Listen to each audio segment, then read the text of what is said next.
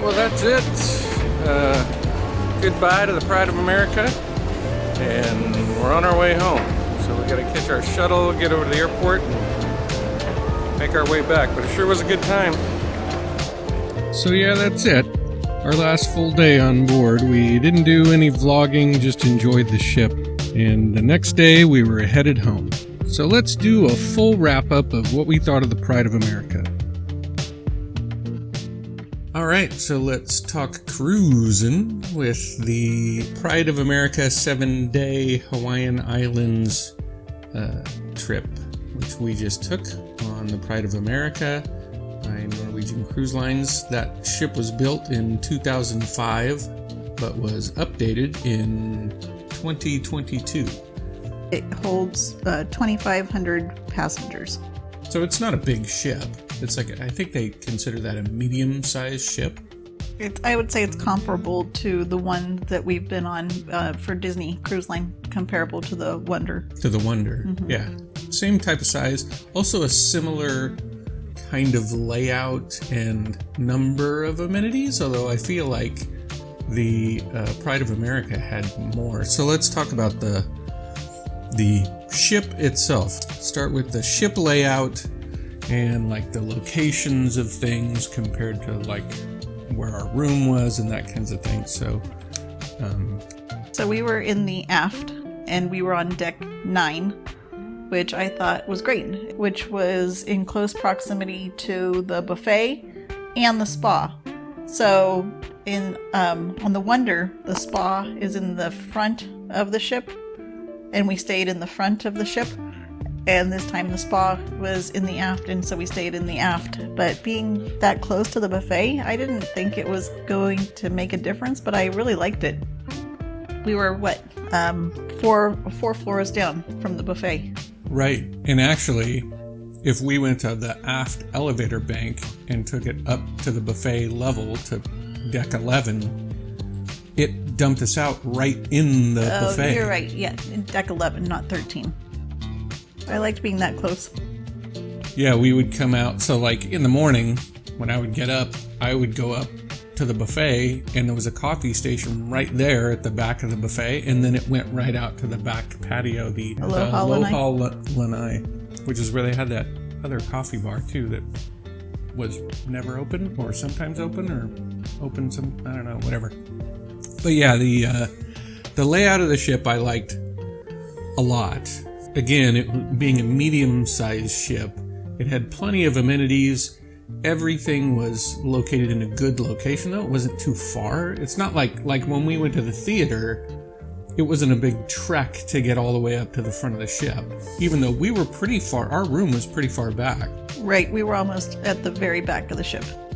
No, I liked it. I liked the location. The only complaint I have about the layout is that there were some places where you would run into dead ends. Right. Which I've never experienced before, but because this ship had so many more complimentary restaurants and specialty restaurants and bars, the space was broken up a little bit.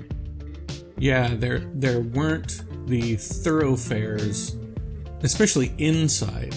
There, like a lot of the floors, there were no inside halls that went front to back. You actually had to go outside, and several times we ended up going out, or in or out through the gym. Yes, the gym seemed to be the only way we knew how to get out from one particular area. Yeah, and you had to, you would I've never seen the gym on a cruise ship so much. You would end up going out, like you'd be outside and you'd have to go into the gym, or like if you were coming out from the elevator, you'd have to go through the gym outside. It's because the gym and the spa were really connected. Yeah, well, and the elevators, those aft elevators that went up to the spa, only went to the spa and the fitness center. Yeah, and the gym. That was it. There was no door to get out. There was no hallway to get anywhere. Only through the gym. Through you could get out, yeah. Right. So if you went up the elevators to the spa level, you either were going to the spa or going to the gym. Correct. That was the confusing part about the ship, but I honestly think that there were the dead ends because they had to utilize all the space possible for the number of restaurants, bars, and specialty dining places that were on the ship.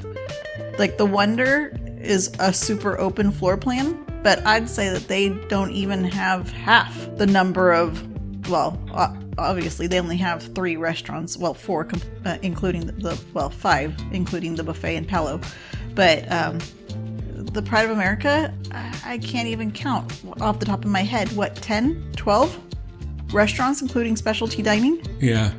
And then bars, there were more bars that you could count, whereas Disney cruise ships obviously don't have a ton. They have a whole area that's geared towards adults, and they have a few bars at the pool deck and stuff like that, but this ship had bars everywhere. Yeah, lots of bars, lots of restaurants, and a lot of complimentary restaurants, and especially in comparison to the Wonder, I really like that they had a 24-hour real restaurant, yes. Not just room service. Yeah, usually your only option after say 9 p.m. on the Wonder is room service. Right. And the fact that the Pride of America has the Cadillac Diner, yeah, which was once they opened it up after we embarked. It never closed. Yeah, open for breakfast, lunch, dinner, late night snacks. So as far as the variety of restaurants, number of restaurants and places to eat, you had the 2 main dining rooms, the Skyline and the Liberty.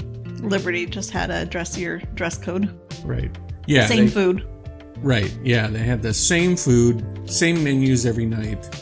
And it looked like about the same capacity. I don't think. Yeah, they're the exact same floor plan, just one's on the bottom and one's right above it, and the dressier one is above Skyline, so they take up the exact same amount of space. Yeah, and there's actually a staircase that goes from Skyline to Liberty. Yeah, inside right the restaurants. Yeah, there was Skyline and Liberty that were complimentary. The 24-hour diner. The buffet, which was open a lot. Only time they were quote unquote closed was to change over from breakfast to lunch or lunch to dinner. But unlike cabanas on the Disney cruise ship, their doors were never closed. You were welcome to go through there anytime, and you could get ice, water, coffee, tea. Right, you could hot use water. any of the free. Yeah, any of the they didn't have complimentary juices drink stations. after hours, but like the complimentary juices. But they did have water, tea, and coffee all the time. Like you said, there weren't a lot of off hours. I mean, they started with the continental breakfast at 6 a.m. Yeah, and like I said, I think it closed at 9. So that's a long time for you to be able to go get food, drink, dessert, whatever you want. All you can eat ice cream. Like you said, it only shut down in between meal times. So and it didn't even really, it didn't shut down. Like, they didn't close the doors. You just couldn't go get food. They just were changing out the food. Right. Yeah, the food section was changed for about an hour between, I think they would shut down at 11 from breakfast. Yeah, it and might then have they been would open 11. back up at noon for lunch. It wasn't long. And like I said, on Disney, their buffet, in my opinion, seemed to be closed more often than it was open, where this one was open more often than it was closed, I felt like. So the Aloha Cafe buffet, the Cadillac Diner was free. The Liberty and Skyline were the main dining rooms that were free. East Meets West. East Meets West was the Asian food restaurant that was free. Yeah, it was really good. It was really good. We went there one night and it was delicious. And then there was also the Key West that was only open a limited amount of hours, but it was burgers and hot dogs and things like that set up buffet style by the pool. Right, so that was the bar and grill that was up by the main pool. We never ate there. No, we didn't, but I walked by and they had good looking food. Yeah, they had burgers and dogs, I think. One time they had a quiche. Yeah, they had cookies. Yeah, they had a bunch of good Yeah, looking we should have stuff. gone there. I think that was all that was complimentary.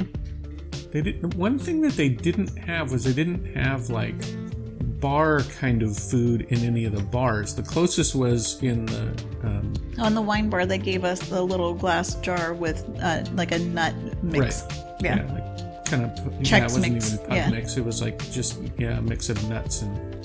Yeah, which was but good. no, I didn't see anything anywhere else. No, like wings or. Oh, well, you could get those at the Cadillac Diner. You could have gotten wings.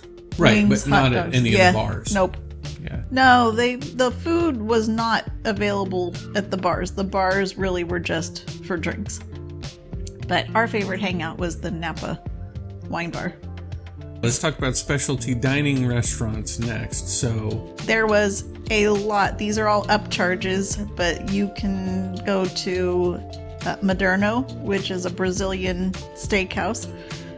La Cucina, which is a upscale Italian. Jefferson's Bistro, which is French. Cagney's, which is a steakhouse. And teppanyaki, where they cook at your table. And then there was also sushi available for an additional charge that you can have either at the teppanyaki or at East Meets West. or you can go to the sushi bar. You could just go up to the sushi bar and just get sushi. It wasn't cheap. No, the sushi was really expensive. Yeah, I thought it was a little overpriced. Yeah, Jack got sushi when we went to East Meets West.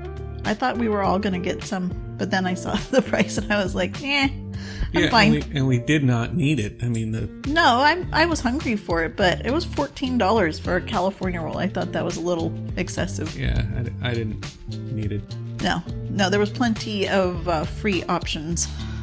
And of course, because you're on a cruise, the complimentary restaurants are all you can eat. And so we were a little rushed for dinner the night we went there because we were sailing past the Nepali coast on that evening. But we did you had soup, we had 2 or 3 appetizers, and then we had 2 or 3 entrees that we all shared, like family style. I think we did 4 entrees. We got fried rice.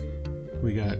Kira got that one noodle chow fun. Yeah, beef chow fun. Oh, then we got the pork, sweet and sour pork. And then one other noodle dish, the Peking chicken. Yeah, it was good. I liked it a delicious. lot. Yeah.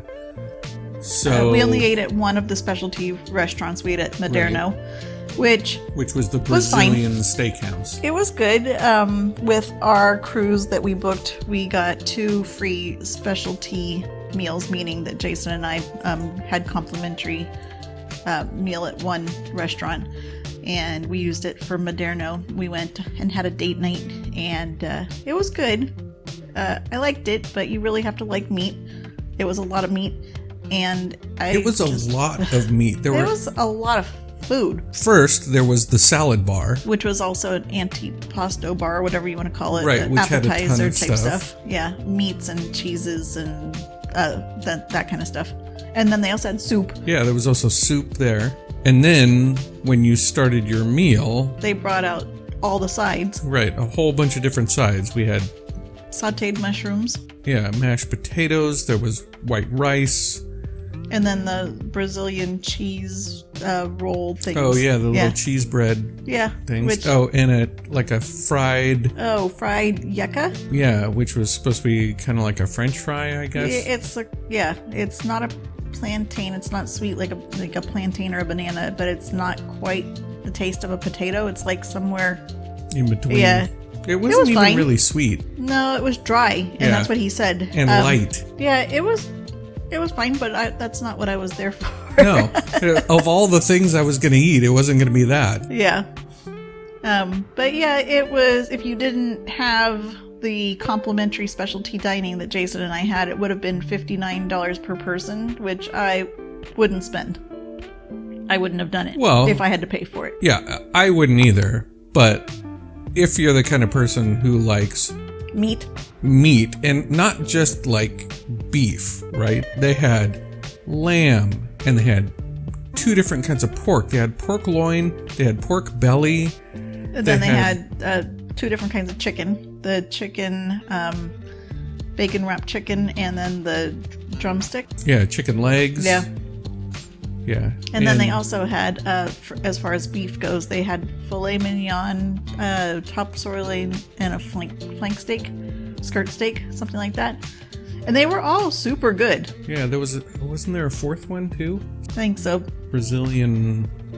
They had a sausage. Oh yeah, I forgot about that. The linguiça or whatever it was. Yeah, they had so much different kinds of food. Meat. Yeah, meats. Yes. Chicken, lamb, pork, everything. Yeah, I mean, and I think it was a good experience. Yeah, it was a unique experience. The fact that they brought them to your table on the skewer. Yes, they brought every meat offering on a skewer. If you've never been to I think it's called a churrascaria. Yeah. A Brazilian churrascaria. They bring the meat to your table on a skewer, and then they slice off your own piece, and then you have little tongs to be able to take it and put it on your plate. Oh, they also had the grilled pineapple. Oh, well, that was really good. Yeah, that was really good. That was almost like the dessert, but then they had dessert after that. Yeah, which we didn't get. No. we were stuffed. Stuffed with all the meat and everything else. So the Brazilian steakhouse was our specialty dining experience that we did, just because it was something unique. And we've never tried that before. I think next time, I would go to the teppanyaki just because it's a known quantity.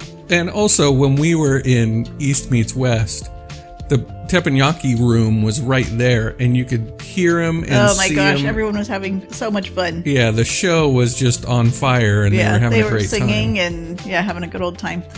The French restaurant, Jefferson's Bistro, or I guess on the other ships it's called Le Bistro. We looked at the menu and didn't see anything that looked exciting. I mean, they have escargot. Kira wanted to go there just because the inside, the decor was right up her alley. I might try the Italian place. Yeah, we looked at the menu. I'm thinking maybe we might try the Italian place on Royal Caribbean. Yeah, our next cruise that's coming up in 21 days. So, quality of the food. Let's talk about how the food tasted and the presentation of the food and all that kind of stuff. Well, my favorite food on the entire ship was the buffet. Oh, was it? Yeah, I was disappointed in the main dining room. I think that Disney has set the bar really, really high. And, I mean, the main dining room food was fine. It just was not the quality that I've grown to expect in a formal dining situation. It wasn't a level above. No, it wasn't. There was nothing that I really had as far as food in Skyline or Liberty. And actually, our first experience in Skyline was terrible. Yeah, my meat was so tough bad. that I couldn't even get my knife through it. And Jackson had ribs that he couldn't even get off the bone. They were so tough. I've never been on a cruise where the food was that tough, inedible. I'm not sure Disney has spoiled us. Well, I don't think that's just a compare to Disney thing. That was bad. Well, yeah, but the rest of the stuff I had there was not phenomenal. Right. Whereas the dinners that you go to on a Disney cruise, they are every single night you walk away going, that was amazing. From the start of the bread service to your appetizer, to your super salad, to your main course, to your dessert on a Disney, every single meal is top notch. Yeah. So for me, it was like, I agree with you that the buffet food was great. I think better than the Disney buffet. Right. Yeah, I loved it. So it's like the buffet food was up at like a level 4, but then the main dining food I felt like was like also just a level 4. Yeah, but I'd rather go to the buffet because then you can pick and choose right. what you want. And like, I found a few favorites that I gravitated towards, and their pizza was amazing. Yeah. Although the pizza on Disney is fine too. I think the difference is on Disney, it's at its own quick service restaurant, whereas in the buffet, they had it right there. I don't know if you can get it at the buffet on Disney. So, but then Cadillac, the diner, was excellent. I loved it. For me, the main dining room food, all of my meals were good, but that's it. Right. Yeah, they weren't, there was nothing that stood out and was like, oh, this is amazing. And then the food at the buffet compared to other buffets, maybe you're we like, oh, had, this is really good. Like, our expectations were kind of low because, like, you know, buffet food usually doesn't have the highest rating. But I don't know. I found that there was some, and also our kids are at the age where they don't want to sit for an hour and a half for dinner. Although they did on the Disney, but I think that's because the food is so good. After our first bad experience, we gravitated towards the buffet because there was something that everybody liked. Yes. And I think something else that goes into that we'll talk about later, though, is the table service in the main restaurants, which is totally different on the freestyle dining. Well, I think that has a big part to do with it. Yeah, it has a big influence, so we'll talk about that. But yeah, let's talk about the food at the Cadillac Diner, because that was really good. Yeah, I like that a lot. I went there twice, and I got the same thing both times. I got a cheeseburger. But that tells you how good it was, because it was a really, really, really good burger, especially for a cruise line. Like, I've not had good burger experiences. Disney's burgers, what's the burger place called? Pete's. Yeah, Broiler Bites. Yeah. Not great.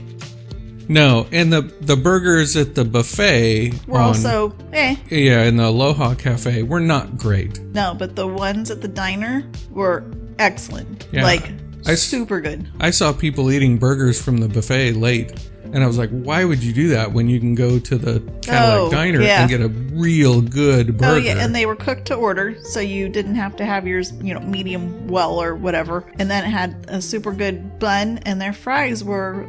I liked them a lot, and that's another thing I don't remember. Oh, they were shoestring fries. I don't remember having good fries on a cruise before, but these fries were really good.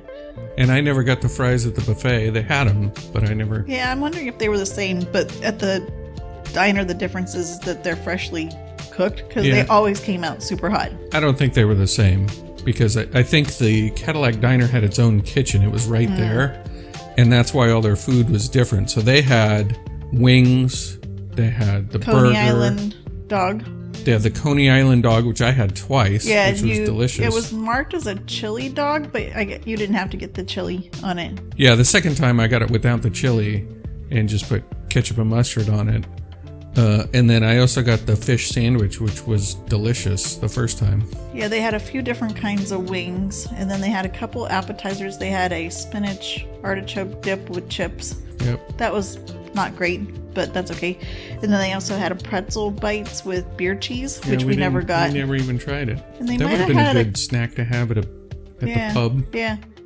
They also had maybe a salad, like a Cobb salad or something on the menu. They had a couple, and they had a daily special, and they also had breakfast specials, but we never made it there for breakfast. No, we ended up going to the buffet for breakfast most days.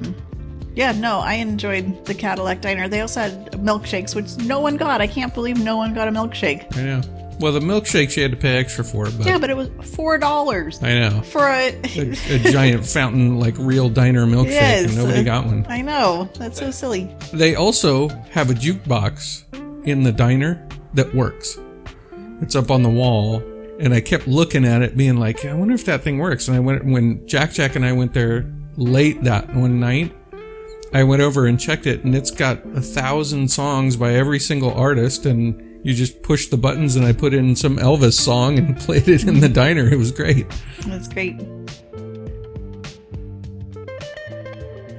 So that's our wrap-up of our opinion on the NCL Pride of America cruise ship layout and amenities, and our food experiences at the places that we ate, both for complimentary dining and specialty dining. Overall, kind of hit and miss. Some were really, really good, and some were really bad, and some were just meh. Join us next time for our take on the bars and drinks that we had, and the quality and decor of the ship in general. Give this video a thumbs up, please subscribe. Thanks to our current subscribers, and thanks to you for watching.